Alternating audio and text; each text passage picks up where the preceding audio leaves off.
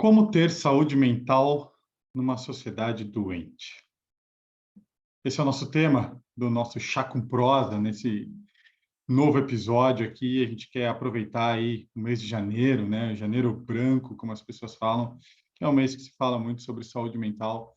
E o que a gente quer conversar hoje é justamente sobre o nosso bem-estar, a sociedade, a nossa relação com o meio, com a nossa mente, o que é doença, o que é saúde. E o que seria isso que algumas pessoas realmente acreditam, né? Será que a sociedade está doente? Algumas pessoas acreditam que a gente vive uma vida muito antinatural, que a nossa espécie não foi feita para lidar com o mundo da maneira como estamos lidando. Numa matéria do New York Times recente, afirma que um adolescente tem usado quase 10 tipos de medicamento para manter controlado a sua ansiedade ou a sua depressão. Então, o mundo hoje anda um pouco doente, talvez. Ou a nossa visão de mundo está doente. Parece que estou aqui com a Vivian, com o Sussumo, para a gente conversar um pouco, começar aí mais esse episódio do Chá com Prosa. E aí, pessoal, quem que está doente? O mundo? A gente? Como a gente olha o mundo? Ou como escreveram nos livros o que é doença? E aí? Dá para dar sim para todas as alternativas, mas Talvez sim e não, né? Para todas também? Ué, né? Se é uma expressão do mundo, talvez isso seja a normalidade. E aí? Para onde vamos?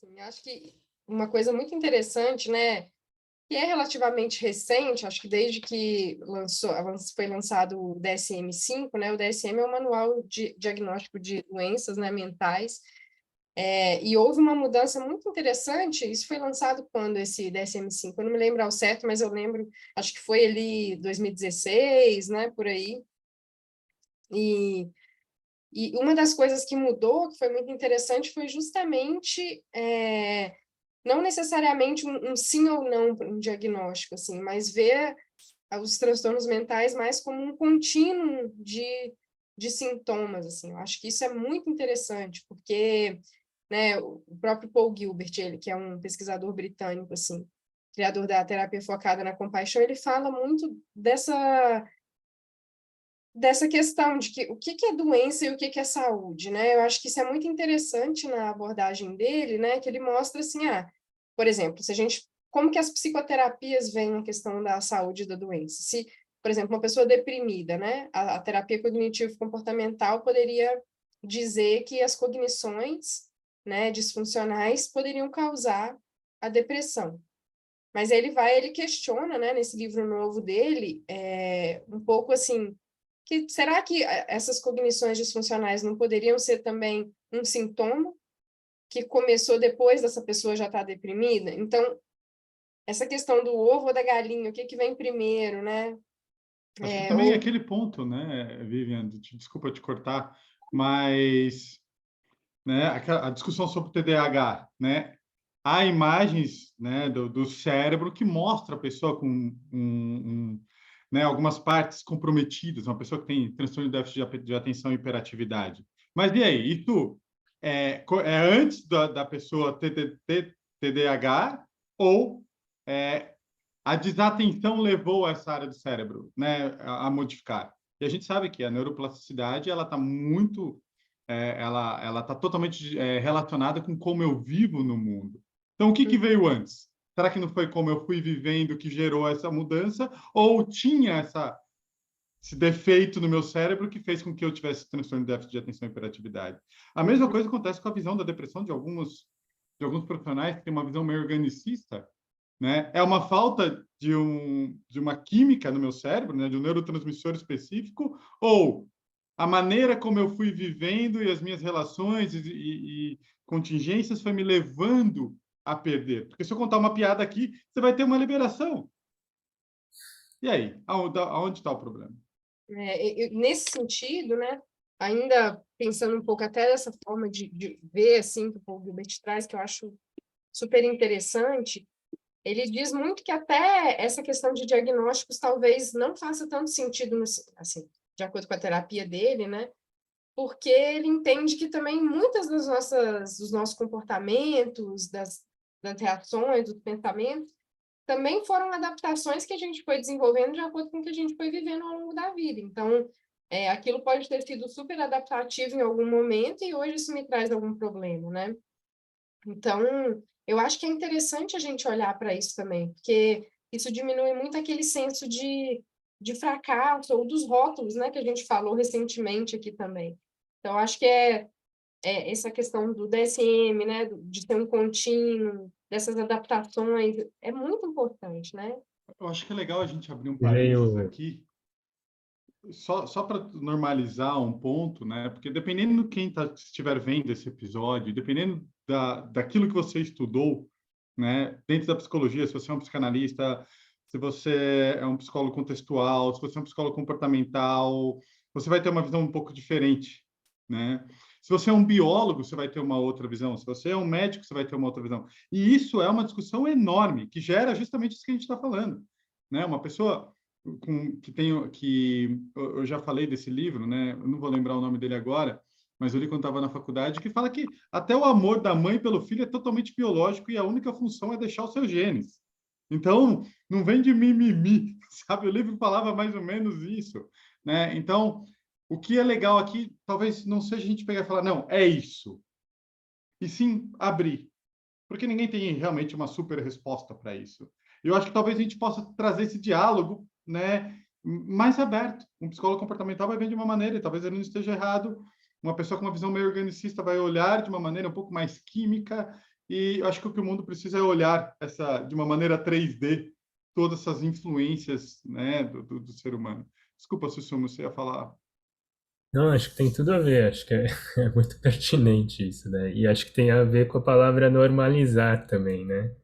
Que para mim, normalizar vem muito a ideia de impor uma exigência a uma existência.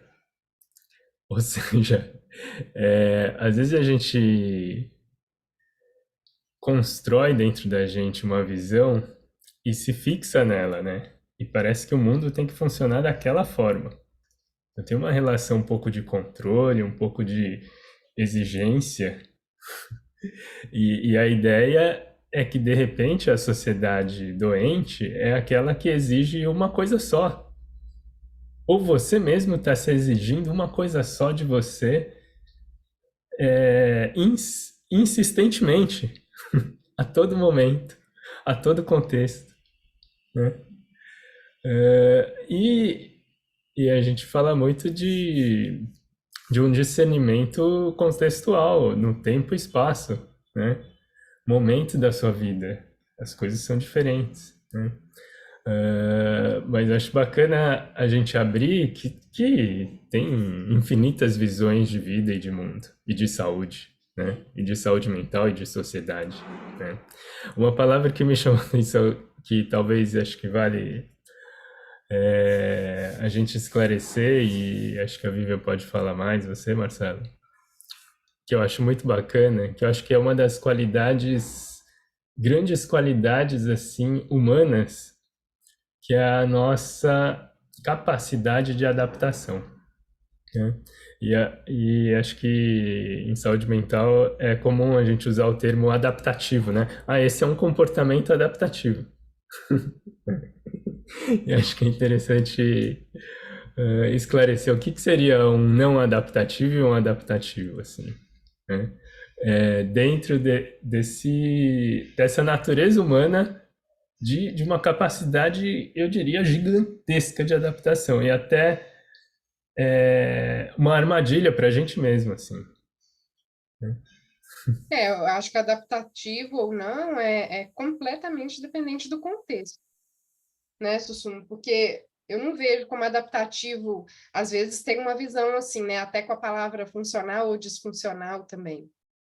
Então, isso é adaptativo no sentido positivo ou desadaptativo no sentido negativo. Não, eu vejo essa palavra no sentido do que foi necessário ao longo da vida, do que foi condicionado ao longo da vida dessa pessoa, né? Do que ela foi vivendo, porque às vezes a gente acha que a gente criou isso então, quando eu falo adaptativo, assim, isso foi necessário, talvez não seja algo positivo, mas foi necessário em algum momento, e talvez ainda seja, né, hoje em dia, e ou talvez não seja mais. Então, né, uma pessoa que, por exemplo, foi vítima de abuso, de negligência, de violência, talvez um comportamento adaptativo que ela tenha aprendido ao longo do tempo seja se fechar emocionalmente, né? Ou manter uma certa distância, né, das pessoas. Uma das possibilidades é essa. E aí, depois ela não é mais vítima disso, ela já está em um outro momento de vida, mas ela continua tendo essa dificuldade, por exemplo. Naquele momento, aquele comportamento não é mais útil, né? Então, talvez ela tenha que desenvolver outro comportamento. Então, eu vejo adaptativo, não adaptativo dessa forma. E eu acho que é muito importante reconhecer essa nossa sabedoria, assim, de como que não é nossa culpa, né? Nossa, uma pessoa assim, pode se olhar e pensar, nossa, mas eu sou completamente bloqueada emocionalmente, não consigo me aproximar das pessoas. Peraí, mas você tem razão para isso, né? Você aprendeu isso ao longo da vida, e isso foi muito, te salvou a vida em algum momento.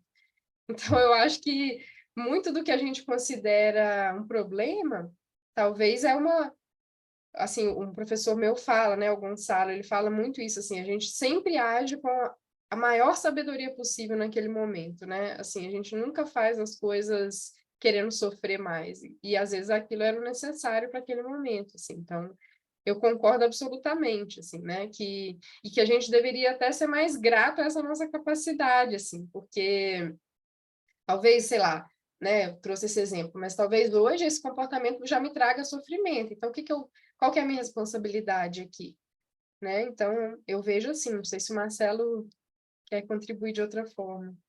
Eu gosto de ver também que a ideia de adaptabilidade ou de funcionalidade, ela é uma convenção social, muitas vezes, né? E isso está associado ao meio, ao capital cultural, à época, o lugar do mapa, né, do globo que você se encontra, né? Esses dias eu vi já faz um tempo, eu li que na Rússia, por exemplo, você ficar sorrindo ou expressar sorriso sem ter um motivo é sinal de tolice, sabe? Então, imagina só, né? Então, eu li isso e quando eu vou visitar os meus parentes, né, no norte do Paraná, que tem plantação e trabalham na roça há muito tempo, o que é ser homem, o que é a conduta masculina, ela é totalmente diferente de uma metrópole, né? Principalmente se a gente for pegar uma metrópole internacional. Então, o grande problema, né, e a gente já tocou nisso de algumas maneiras, é que o fato de sermos animais sociais nos faz querer pertencer. E esse pertencer, né, ele é um grande problema. Porque pertencer é o quê? A visão dos meus pais? É a visão do que está num livro? Sabe? E a gente tem que pensar que há uma indústria bilionária que leva uma super vantagem em você achar que você é doido, que você é doente, sabe? Isso é perigosíssimo, né? Agora, não que não exista, não que não haja essa importância, né? Eu acho que para quem está vendo esse episódio aqui, é legal ir ver o episódio dos rótulos, que a gente toca muito nisso, né? Então, a ideia do que é saúde mental é tão estranho porque ela esbarra na mesma problemática de falar o que é sucesso, o que é ser um cidadão de bem, o que é ser um bom cristão. E não deveria, porque saúde deveria ser algo técnico, firme, fixo, né?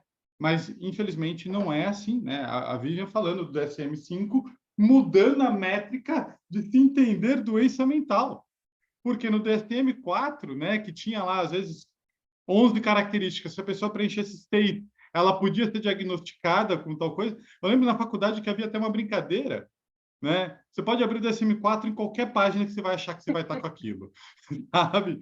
Eu lembro, no começo da minha carreira, que eu atendia num consultório, e aí eu peguei um livrinho de TDAH, sabe? Um livrinho, assim, que é para ser dado para os pais, né? Bem feito, pequenininho. E eu comecei a ver aquele livro, eu falei, meu Deus, eu me encaixo em tudo aqui. Você perde as suas chaves com frequência, sabe? Né? E eu achei aquilo assustador, porque muitas das coisas que tinha ali é algo normal. Se você estiver preocupado, se você estiver com um nível de ansiedade alta, se você é mais fácil ainda de acontecer. Só que se eu leio aquilo, eu falo, putz, então eu sou. Né? Eu lembro que eu peguei, falei, meu, deixa eu ver quem bancou esse livrinho, sabe? Fechei ele, e fui na última página. Ele era patrocinado por uma indústria farmacêutica, né? Claro, pessoal, eu não quero entrar aqui naquele ponto das pessoas que vilanizam a indústria farmacêutica e isso, não. A medicação é algo muito importante, ela salva a vida, ela pode trazer um conforto grande, mas pode trazer um desconforto. Acho que tudo aqui é como é usado e qual é a habilidade desse profissional que receitou isso, né? Então, existem bons profissionais em todas as áreas e existem maus profissionais em todas as áreas. Então, acho que aqui é necessário, infelizmente, um pouco de discernimento. É Mas, interessante utilizar esse diga, mesmo conceito para muita coisa, né? Não só para medicamentos. A própria tecnologia, né? Às vezes a gente... é, acho que o Marcelo usou a palavra até uma sociedade meio antinatural, né? Meio que está nos distanciando da própria natureza, né?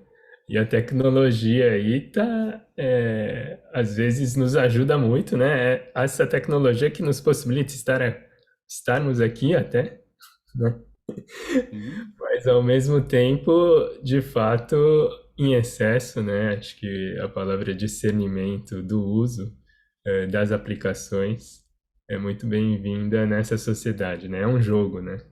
E daí Até mas por será aí. que, para mas será que, desculpa, mas será que talvez o problema não esteja na palavra discernimento? Peraí, eu sei que isso é uma problemática aqui que eu vou trazer. Porque quando a gente coloca discernimento, a gente vai colocar uma métrica de mais ou menos. Ou, ou justamente o discernimento deveria ter o quê? Uma apercepção coerente da minha relação com aquilo que eu estou vivendo. Ou seja, eu e o mundo, e não o que o mundo fala para mim. Não sei se ficou claro isso. eu acho que ficou, Marcelo, mas eu acho que tem um ponto que é social, né? É o que você estava trazendo antes, assim. Então, eu posso me sentir bem ou mal dentro do que é coerente para mim dentro dessa sociedade, né? Mas tem coisas que socialmente são incoerentes, né? Quando a gente esbarra em direitos humanos, quando a gente esbarra em violência, né? Então, eu acho que isso é um ponto que é super importante, assim, também, né? De ser levado em consideração. Talvez ter as duas coisas. Uma métrica referencial e uma apercepção minha em cima disso, né? De uma Uhum. maneira um pouco mais leve. Mas eu até acho que talvez seja legal a gente ter um dia a gente falando sobre essa sociedade antinatural. Acho que seria um tema realmente muito, muito legal. Mas voltando aqui para o ponto da saúde mental, né? Eu estava conversando com uma paciente, e agora que tem um ano, né? O ano de 2023 começando, e uma coisa que foi levantado durante a sessão foi que, poxa, às vezes a ideia de começar o ano traz uma angústia. É como se eu tivesse que arrumar a minha casa inteira de novo. Meu Deus, tenho mais um ano de trabalho, tenho mais uma coisa, tenho, sabe, como se fosse recomeçar algo, né? E eu gosto muito daquela visão que talvez algumas pessoas podem achar meio simplistas, né? Mas que todo sofrimento vem de como eu observo isso, de como eu olho. Eu também posso olhar, poxa, que legal, tem um ano aí de novas aventuras, de novas conquistas, de novas coisas para acontecer, de novos sorrisos, de novos choros, mas de vida, né? Então, a ideia de certo ou a ideia do que é, essa é uma coisa que eu gosto muito de falar, tipo, a gente não olha o que é real, a gente olha a nossa interpretação do que é, né? O trânsito ele é só o trânsito, mas eu olho ele como chato, como errado, como isso, porque o trânsito é só o trânsito. Alguém morreu, morreu. Não, mas eu vejo às vezes como algo errado, como algo e por aí vai. É uma interpretação, sempre uma interpretação, né? Eu acho que isso tem tudo muito a ver com saúde mental. Gerar perspectiva, né? Eu acho que saber disso já gera um pouco de ajuda, assim, né? De saber que a gente vê o mundo como a gente vê e não como ele é necessariamente, né? Às vezes eu não sei que outra forma que eu posso ver, né? Mas eu já sei que talvez o que eu estou vendo é uma realidade criada, né? E aí, Marcelo, assim, eu acho que até na fala do Sussuma anteriormente, eu já tinha ficado pensando nisso, né? E agora você falando também da questão social, né? A gente até colocou o título desse episódio como da questão da sociedade doente. Eu acho que a questão social é extremamente importante quando a gente pensa em saúde mental, né? Até pensando, a gente tocou muito brevemente na questão da indústria farmacêutica, mas se a gente olha para a indústria do bem-estar, né? Aquele limiar tênue da questão da positividade tóxica. Agora, né, a gente vê muito o meio corporativo também trazendo programas de saúde mental, de bem-estar para as empresas, né? Inclusive, essa é uma discussão bem grande aqui no meio de mindfulness também. Eu acho que um ponto que é importante é que às vezes é colocado de uma forma simplista, assim, em muitos lugares, quando a gente pensa em saúde mental, uma responsabilização individual também, né? Ah, você que é o responsável pela sua saúde mental, né? Ou tem uma listinha de várias coisas que a gente deveria fazer, então, sei lá, vamos fazer meditação, vamos fazer exercício físico, vamos comer bem, né? Vamos nos relacionar. E, assim, tem tantas questões, eu acho, estruturais que também precisam ser olhadas, porque às vezes isso só favorece com que a pessoa se sinta mais inadequada ou não pertencente, né? Então, se a gente para pensar, aí uma questão biológica que importa muito também, né? A gente sabe que deficiência de vitaminas, determinados tipos de inflamação, né? O nível educacional, tudo isso importa, né, na questão da saúde. Então, acho que isso também tem que ser levado em consideração, assim. Acho que a gente E tem na que fazer a saúde nossa mental, né, parte na Viviane? E saúde na saúde mental, mental. né? Na saúde mental, eu quis dizer isso, né? Eu acho que, assim, a gente tem que se responsabilizar pelo que eu posso fazer, né? A higiene do sono, tem que ter momento de lazer. Mas será que realmente, socialmente, todas as pessoas têm acesso à cidadania, de fato, né? A moradia, saneamento básico, cultura, né? Assim, eu acho que são pontos que precisam ser trazidos, porque senão fica muito rasa essa discussão, né? Aí vem, É. vem que com a expressão sociedade doente, a gente tá querendo dizer, ou o que que a gente enxerga, né, até pessoalmente, da sociedade que eu vejo como doente, né? E para mim, acho que para entrar na discussão, e saúde mental, para mim, é só um termo didático também, porque, no meu ver, a saúde é integrada, né? Se o seu corpo tá de um jeito, a sua mente vai estar de um jeito muito relacionado a isso. E se sua mente está assim, o seu corpo vai estar desse jeito também, né? É, não tem muita separação, assim, né? Se for é, por uma certa visão. Então, da sociedade doente, até esse termo, né, doente, a gente quer também normalizar a sociedade, né? No sentido de que ela deveria estar de um outro jeito. Mas acho que só para ir por um caminho, né? Acho que é um convite de reflexão de valores, né? Quais são os meus valores pessoais? Daí uma investigação pessoal interna. E quais são os valores que eu enxergo nessas estruturas sociais, né? Então, de repente, quando a gente vê uma lógica, às vezes, em excesso, até de um interesse comercial, às vezes, de uma indústria farmacêutica, e não olhando pelo bem-estar e pela saúde, de fato, da população, né? E são jogos de interesse e de valores, né?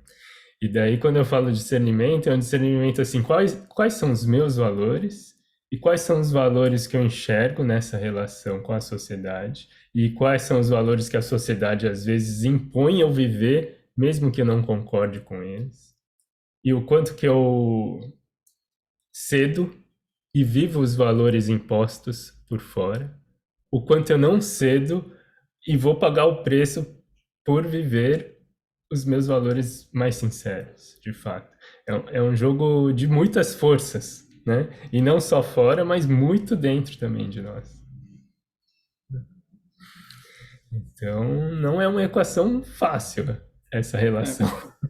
eu acho que ao mesmo tempo, né, Sussumo, porque aqui a gente está entrando num ponto da saúde mental que eu diria que é é, muito elevado, assim, sabe? Muito sutil, muito, né? que envolve muito trabalho, muito desenvolvimento. Eu acredito que, na minha opinião, é quase impossível chegar aí sem muita meditação, por exemplo, sem muita prática, né? Porque pede um discernimento gigantesco. E se a gente for falar, né, a saúde mental no nível talvez um pouco mais base, talvez fosse importante a gente falar sobre a ansiedade, sobre a depressão, sobre a solidão, como a gente pegou e falou, sobre uma coisa que estava me chamando a atenção, né, refletindo sobre o que a gente está falando aqui, é que boa parte desse dano do bem-estar hoje em dia vem da comparação das redes sociais, né? Porque a Vivian trouxe a questão social, do se alimentar bem, da atividade física e etc. Mas eu lembro eu gosto muito de visitar países do terceiro mundo, países incrivelmente mais pobres do que o Brasil, e você vê as pessoas talvez mais felizes, mais tranquilas, né? Eu lembro, eu vejo, assim, como vocês sabem, né? Eu gosto muito da Índia, fui várias vezes para a Índia, e algumas pessoas vêm relatar a sua vivência na Índia em cima de um sofrimento enorme. Nossa, mas é muita sujeira, é muita dor, é muita pobreza. A pessoa está sofrendo. É verdade, né? Eu lembro uma cena de um garotinho com aquela marca de ranho daqui, aqui, assim, sabe? Tipo, né? Sem dente, descalço, sujo, brincando num balanço na Índia, assim, sabe? No meio do pó. Ele tava ali, se divertindo, né? E uma coisa que esses países do terceiro mundo ensinam é que, claro, quando você está em dor, em fome, em grande sofrimento, aí há uma dor muito grande, mas não é uma doença mental, é uma doença física da espécie, de sobrevivência. Mas quando não está nessa situação, a pessoa está bem, está se divertindo, está sorrindo, está brincando, né? Então, Ou aqui tem uma deveria, reflexão. pelo menos, né, Marcelo? Deveria, Como? pelo menos. Ou Não, poderia ou não, deveria também, né? não, Não, não, não. Nesses lugares que eu estou falando, estão, Vivian. Eu não estou falando da nossa realidade aqui, eu estou falando de pessoas que não têm nada, uhum. sabe? E o que eu vejo numa sociedade muito capitalista como a nossa, eu lembro que eu não sentia a angústia que a gente sente aqui na Tailândia, por exemplo.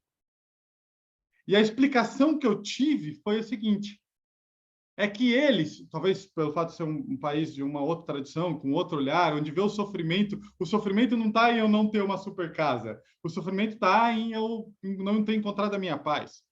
E eu via que não havia tanta angústia pelo outro ter e eu não. E talvez isso venha até de um olhar, né? Esses lugares têm uma coisa em comum que é a visão de karma, sabe? Mas uma coisa que eu acho interessantíssima é que, poxa, isso aqui eu posso convidar todo mundo que está aí vendo esse canal agora, né? Ouvindo o podcast. Se a gente fizer uma investigação sincera com a gente vai lembrar de quando a gente quis um tênis e depois quis outro, ou um carro, ou só se formar. Essa angústia que surge do próximo passo, ela destrói a saúde mental. E a rede social, ela é extremamente perigosa nesse ponto. Mas é uma questão de equilíbrio também, né? Igual a gente acho que já refletiu em outros momentos sobre os sistemas, né? De busca, de recompensa, tal, com o sistema de sobrevivência, tal, de luta e fuga. E é interessante esse movimento de buscar, né? Mas a questão é que a cultura, quando a gente fala sociedade doente, a gente pode focar, assim, acho que o Marcelo foi pontual aí, né? O que é uma sociedade, saúde mental numa sociedade doente nas redes sociais? Né? Assim, é uma dinâmica, assim, né? Eu, por exemplo, eu diria que eu não tenho saúde alguma, porque eu nem convivo, né? Porque eu não existo. Então, eu acho que Nas para redes eu... sociais, né, Sussu? Exatamente. Então, Essa foi ótima, Marcelo. Será que isso me existe mesmo? Nas redes sociais, né? mas assim, se fosse medir o grau de saúde, né, de um indivíduo dentro das redes sociais, eu acho que é essa capacidade de ter esse discernimento, né? E não de ficar refém dessas forças que estão te estimulando a te comparar e buscar o que o outro, não sei o quê. Mas eu não tenho nenhuma porque eu vou lá e eu não vou, né? Eu Então, já. mas aí tem uma outra problemática, né, Susumo? Sim. Muita gente precisa ir para vender seu negócio. Não, e Precisa daqui a ir pouco para eu tô indo. encontrar. Hã? Daqui a pouco eu tô entrando. Eu tô. É porque o mundo está caminhando para isso, né? O mundo está caminhando para você ser obrigado. Se você quer vender seu serviço, você vai ter que entrar lá, né? E aqui a gente entra num problema de imagem. O problema é que isso escalonou de uma maneira tão grande que está causando mais dor, mais desconforto. Então é importante a gente ver que a depressão, a ansiedade, o burnout não é algo de agora. Mas a gente vive num mundo aonde cria a possibilidade de mais sofrimento mental. E outra, né? As métricas também são perigosíssimas. É uma história que eu sempre conto. Eu lembro que, acho que eu já até contei, talvez, aqui em algum episódio, não sei. Eu lembro que na sexta série eu tive uma desilusão amorosa e eu fiquei 2 meses sem comer. Eu lembro disso, sabe? Não tinha vontade de nada, não tinha vontade de estudar. Logicamente, minhas notas nunca eram muito boas na escola, no ginásio. Mas, sabe, aí foram piores ainda. Se minha mãe tivesse me levado, né, para o médico, eu teria saído com certeza com diagnóstico de depressão. Com certeza. E entraria com uma medicação. Isso eu tenho certeza absoluta. Porque os sintomas que eu estava tendo, eles eram muito pesados, né? Só que olha só, aí eu ia ter um aporte químico que ia me ajudar e tudo bem. Só que tem um problema, né?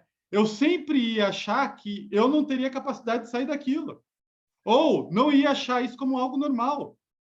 E depois, mais para frente, quando tive uma outra desilusão amorosa, lembrar do Marcelo da sexta série foi extremamente importante.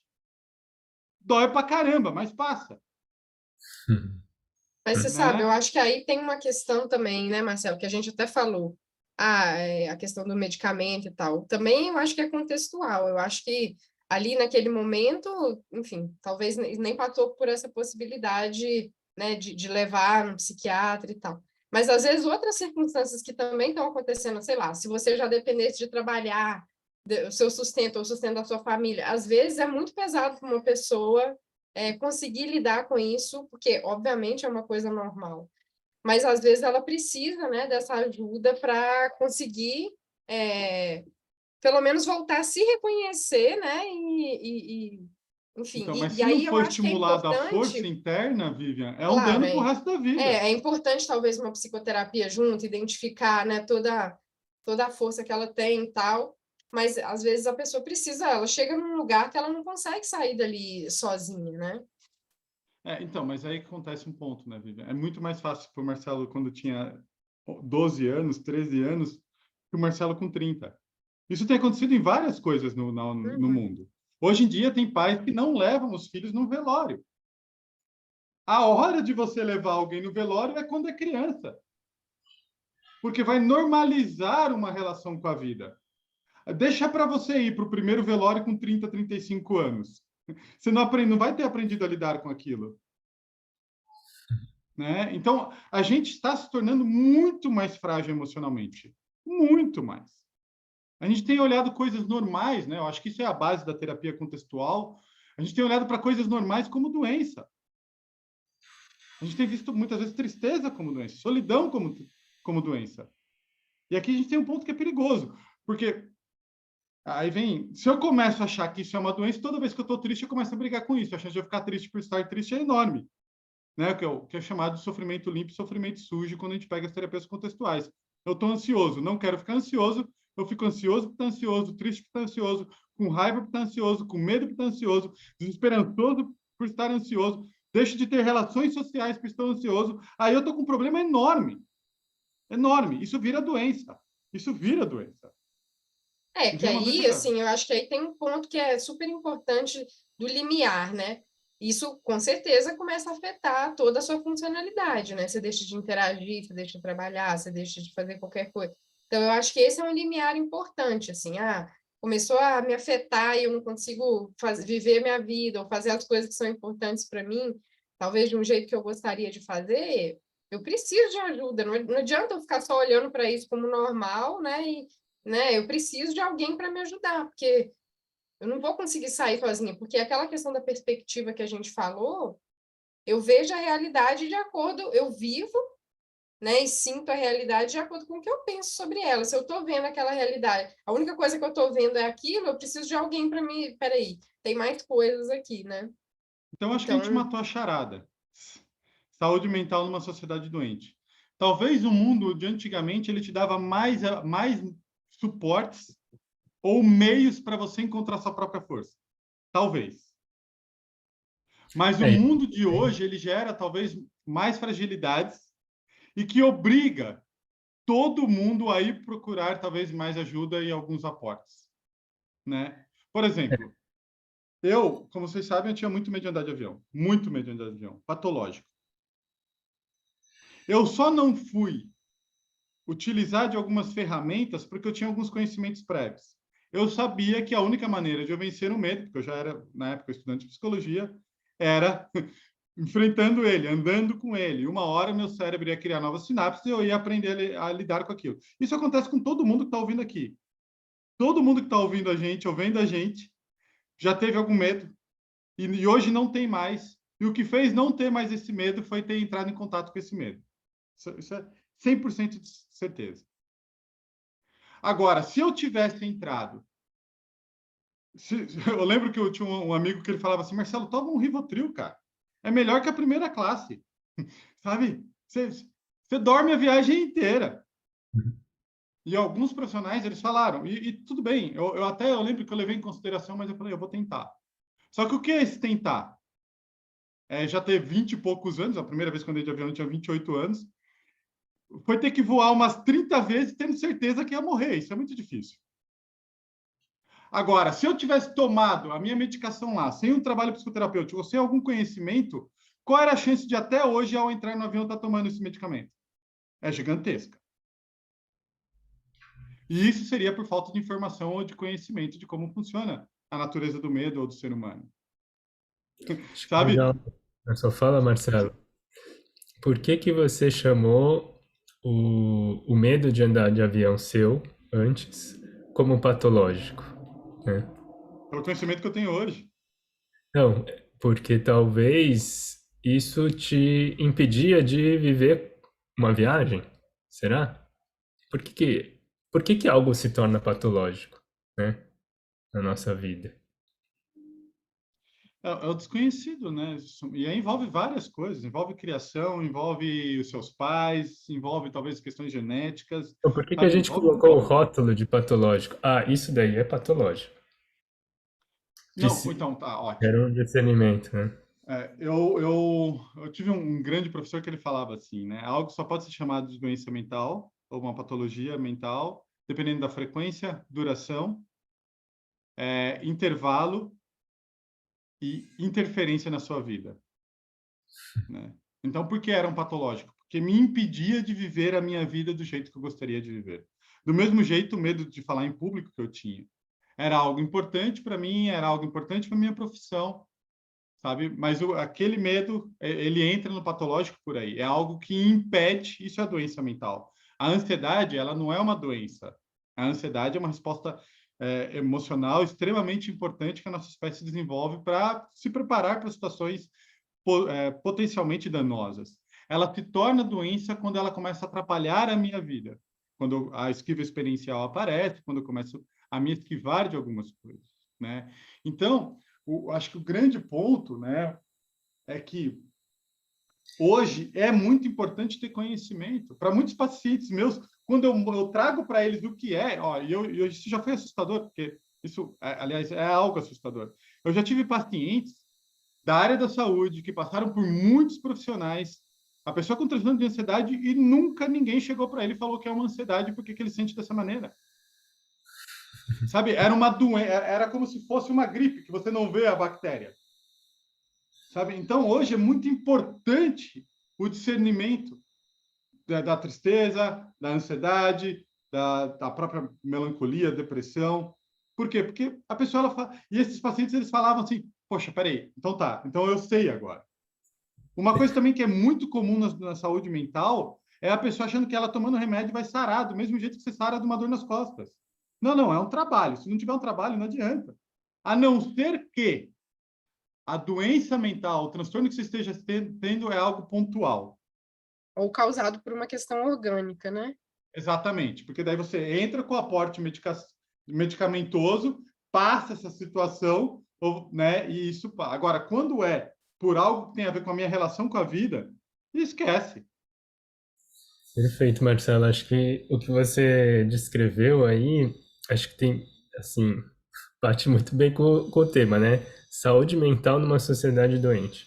Então, a lógica que você descreveu, para mim, é dessa construção estruturante interna da pessoa pela sociedade que fica refém de uma cultura criada aqui Exato. externamente. Se eu não estou sorrindo o tempo todo, eu estou doente. Exatamente. Ó quem está falando isso.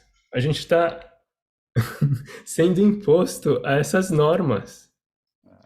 E a sociedade doente não é que ela é doente em si, é que ela nos adoece, nos coloca como doentes também, né? É uma Mas eu acho que tem estrutura. essa questão da gente, do que a gente estava falando lá no começo, né, Sussumo, de achar que a responsabilidade é do indivíduo, assim, né? Sim, exatamente. E não, tem tanta força aí que é muito maior do que a gente, né? A gente foi criado continuamente e colocando um monte de coisa para a gente acreditar que o mundo funciona desse jeito e se valoriza desse jeito. E para somar ainda hoje intensamente essa revolução tecnológica e de comunicação, é o que a gente estava falando antes, né?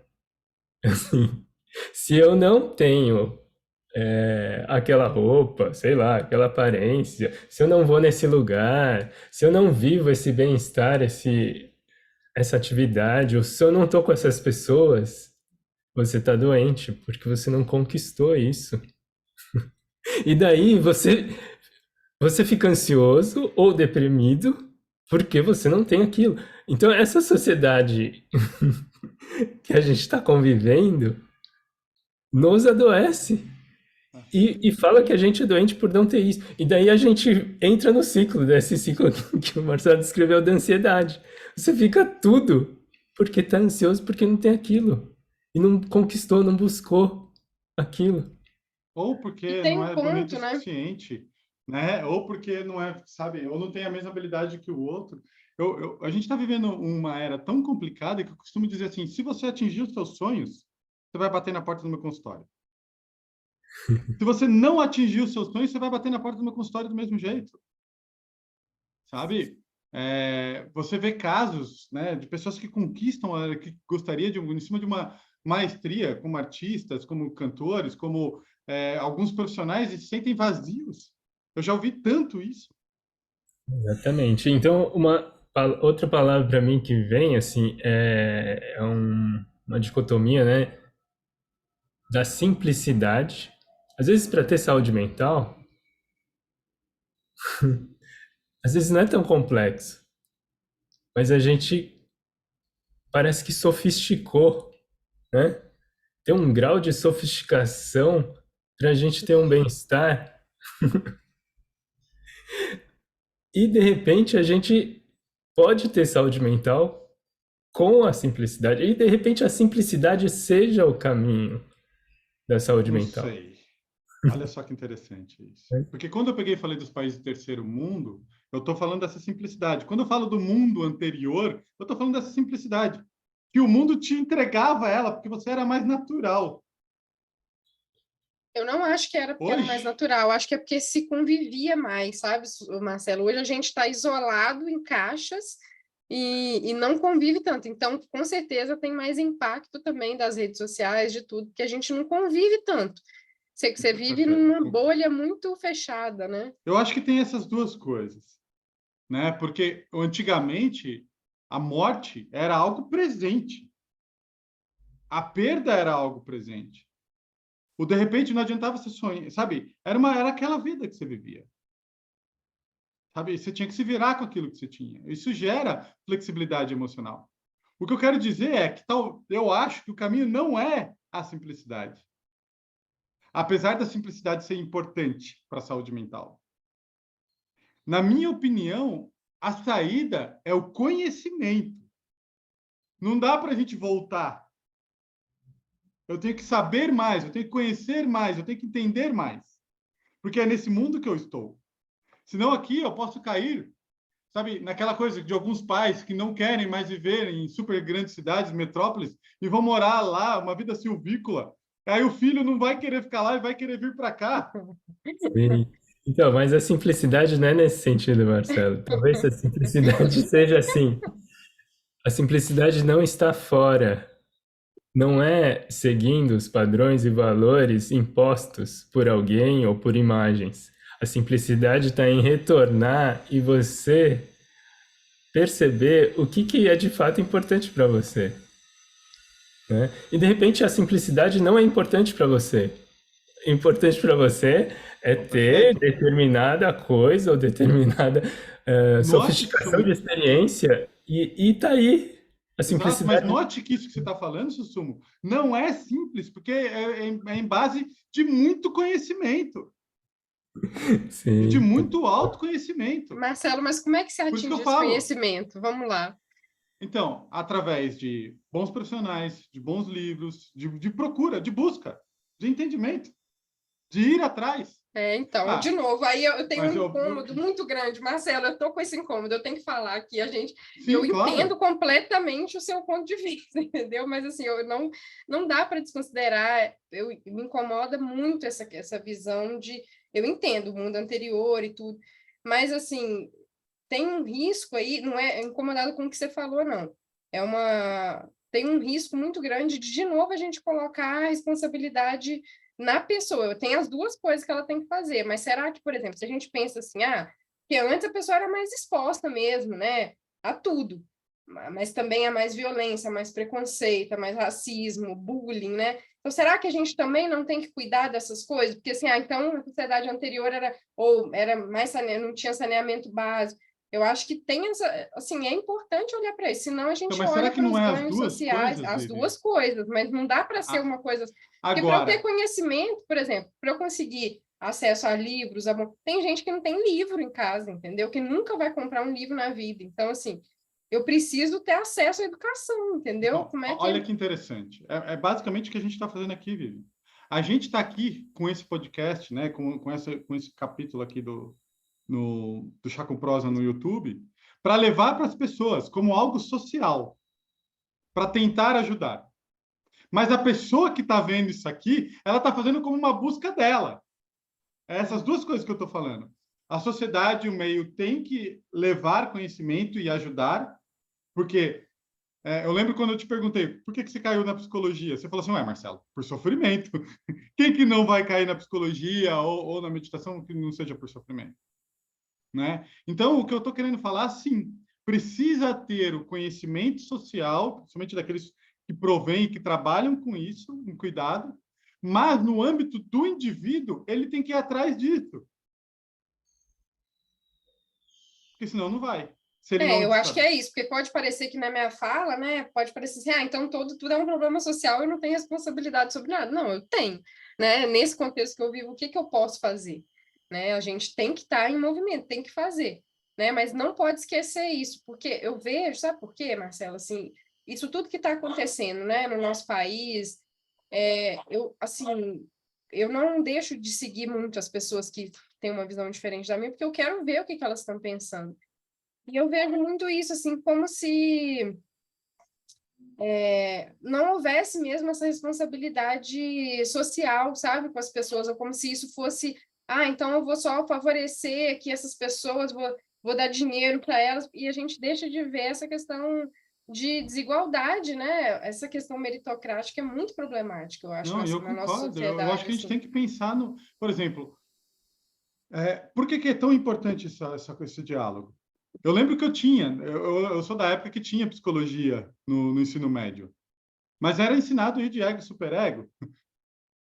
E deveria ser ensinado como lidar com as emoções, como, sabe, como lidar com pessoas com portadores de deficiência e por aí vai. sabe? Questões práticas da relação. Então, esse nosso diálogo ele é importante porque ele é um diálogo social. Eu acho que é os dois pontos, né? Quando a gente pega e fala a sociedade doente, e a gente levanta tudo isso, a questão dos rótulos e etc., é necessário uma crítica, porque há um dano. Mas, do ponto de vista da pessoa, infelizmente, ela tem que procurar informação. De quem está vendo aí, não vai dar para esperar a sociedade mudar. E hoje tem muita gente com sofrimento. Mas a gente pode cobrar por isso, né? Porque às vezes a gente acha que não é Temos que nossa cobrar. responsabilidade, porque eu tenho privilégios, né? Digamos, e eu vejo isso, as pessoas se incomodam, porque Mas, como Vivian, isso não toca para elas, né? Elas não. Vivian, É um quem tem problema. privilégios no mundo atual não está menos doente mental. Não, tá. Está igual ou pior. Né? Porque há uma desconexão tão grande também com o outro, que isso também é causador de doença mental, né? A pessoa ela não conseguir se ver pertencente, né? A ansiedade está lá em cima. Tá? Então, assim, pessoal, eu acho que... Um aspecto da sociedade doente, eu acho que tem muito a ver com esse pertencimento, né? Que é a relação com os excluídos, né? É uma sociedade doente, pois exclui muita gente, né? E nessa exclusão, quem fica doente, eu vou dizer, é tanto os excluídos como os que excluem, né? Tanto os privilegiados, todo mundo fica doente. E por um outro lado, a luta e a busca pelo pertencimento, eu diria que é uma busca cega, porque muitas vezes, no fundo, a gente jamais vai deixar de pertencer. Acho que eu estou lembrando de um episódio que eu falei de completar um ano, né? Estamos todos juntos completando um ano. O planeta inteiro completou mais um giro em torno do Sol e todo mundo pertenceu a isso. Então, essa sensação é ilusória de que você não pertence, né? É impossível não pertencer. Mas existe uma busca frenética de ser querido, de ser amado, né? De pertencer. Mas são vários jogos e é natural que várias injustiças sociais, desigualdades, faz com que a gente se sinta excluído. E de fato a gente é excluído até de serviços, né? Serviços de saúde mental, serviços de saúde. Quantos têm acesso a um serviço de saúde mental? Então é uma sociedade nesse sentido. A gente, né, a gente que trabalha junto há 10 anos, a gente teve muitas conversas sobre isso, né? A nossa função social, o Chá com Prosa nasceu disso, né? A gente precisa tentar levar para as pessoas, né? Tipo, vocês e eu, a gente passou muitos anos não só estudando, como também trabalhando algumas questões pessoais. Eu tenho uma visão parecida com as suas, né? Quando fala que todo mundo está pertencente, mas eu gosto também de pensar, tipo, se todo mundo é excluído, e é lindo isso. Sabe? Que é bem de uma visão das terapias contextuais, né? Se você tem um déficit de atenção, mas, de repente, a sua relação com o mundo e o seu lugar no mundo é outro. E, de repente, só alguém nessa condição pode gerar, pode criar. Tem a ver com o nosso episódio sobre a solidão, né? Talvez. Só que aí o problema é esse, né? Porque, assim, por exemplo, isso é bem bacana, né, Marcelo? Isso que você trouxe, assim, Claro que essas pessoas elas têm aquele lugar, só que muitas vezes a gente não recebe essas pessoas como legítimo esse lugar, é como se elas fossem um problema, né? Então, isso aumenta muito o estigma mesmo. Às vezes uma pessoa que tem alguma questão que chega a ser patológica, a gente sabe pelas pesquisas que o que mais impede da pessoa ter acesso ao tratamento é o preconceito, porque ela tem medo de ser ainda rechaçada, né? E, Vivian, quando eu vou tentar trabalhar esse olhar com alguns pacientes, alguns não querem. Eles querem o atestado da doença. Sabe? Como, né, eu já falei para vocês, um paciente meu falou, não, o que eu tenho aqui é algo químico, é o que eu vou ter e é assim, sabe? Isso é um crime.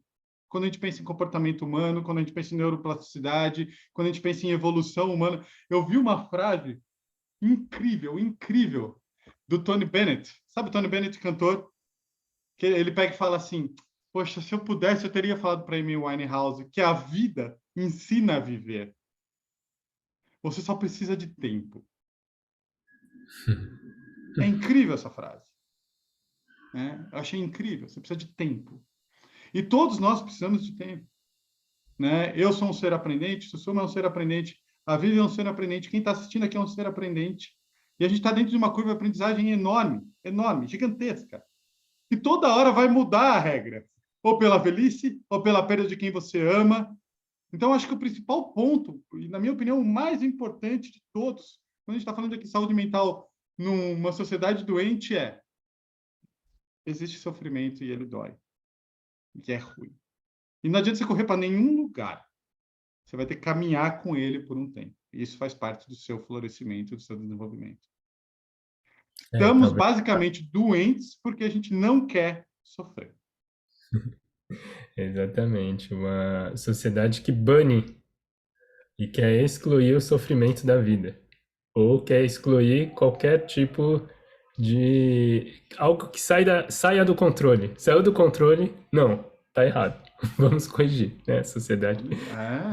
E é por isso Pessoal, que a gente sofre quando a gente vê que não é normal, digamos assim, né? Não, Então, quando a pessoa, ela não quer conviver com aquilo que dói porque é dito que isso é errado, né? Pessoal, por que um adolescente, né, americano, segundo a Universidade do New York Times, sobre o jornal New York Times, fala que um adolescente médio está tomando 10 remédios? Porque a adolescência, ela é uma fábrica de doença mental.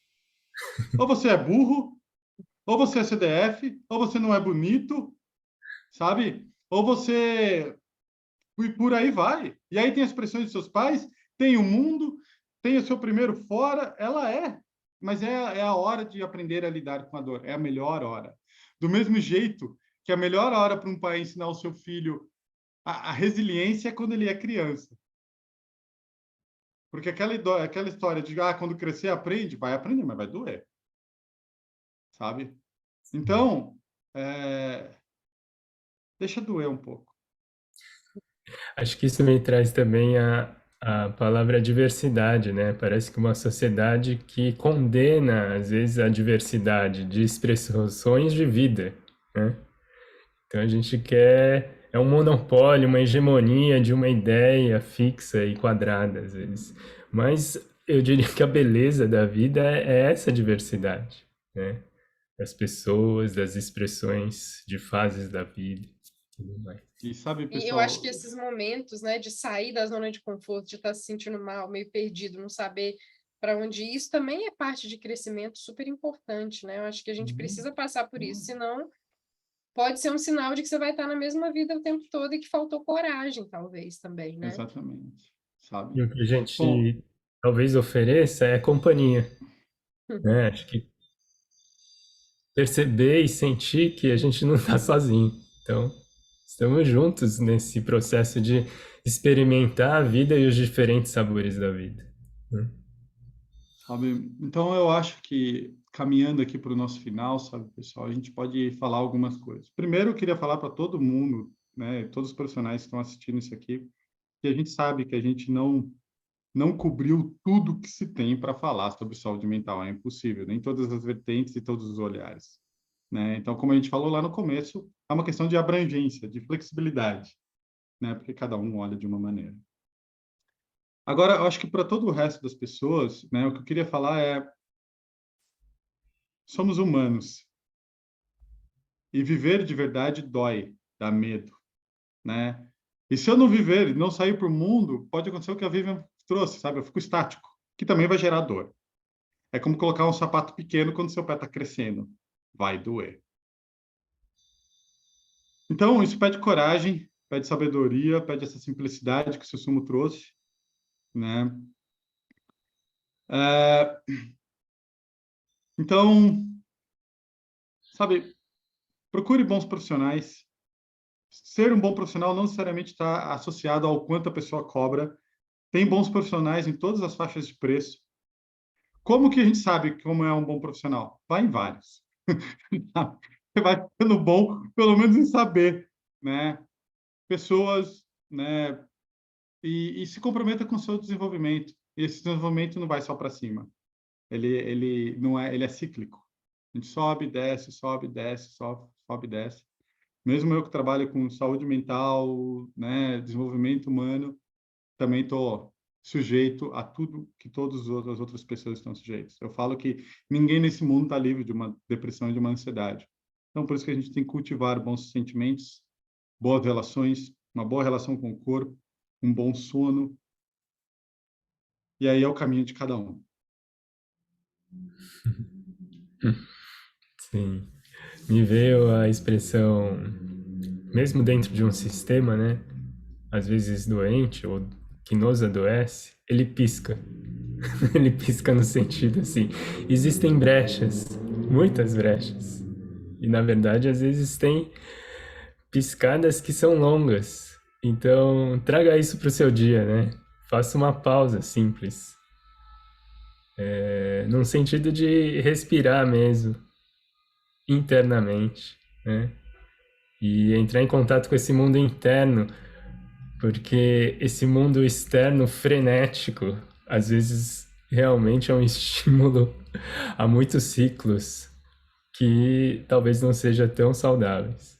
Então, vai lá para dentro, para sua natureza, que isso é uma grande fonte de harmonização, esse mundo interno também, que também pode enlouquecer, né? Se a gente não Sim, tiver uma boa companhia. é por isso que precisa de muitas coisas, né? Talvez escutar aquela pessoa mais velha que você considera que tem um coração bom, não dogmática. Talvez olhar o que a sua tradição diz, a sua religião diz, mas não quem está ensinando ela, sabe? Talvez. Aí é o caminho de cada um. É o caminho de cada um.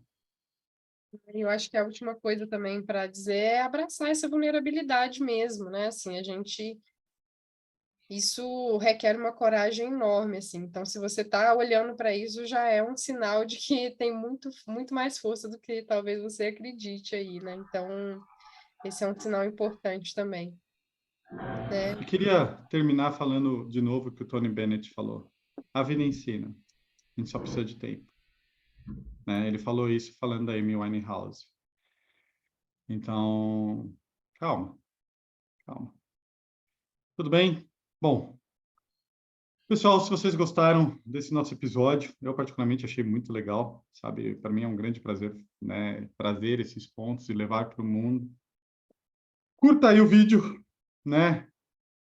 Assina, se inscreva no canal. E se você achar que isso pode ser útil para alguém, compartilhe. Ajude a gente a ir para mais pessoas, levar para mais pessoas isso que a gente sabe que algumas pessoas podem estar precisando. Classifica aí o nosso podcast também, para a gente é muito importante para conseguir chegar em mais gente, pessoal. Obrigada pela companhia e esperamos que tenha sido útil para vocês. Comente como você cultiva a saúde mental nessa sociedade frenética. Até a próxima. Um beijo, tchau, tchau.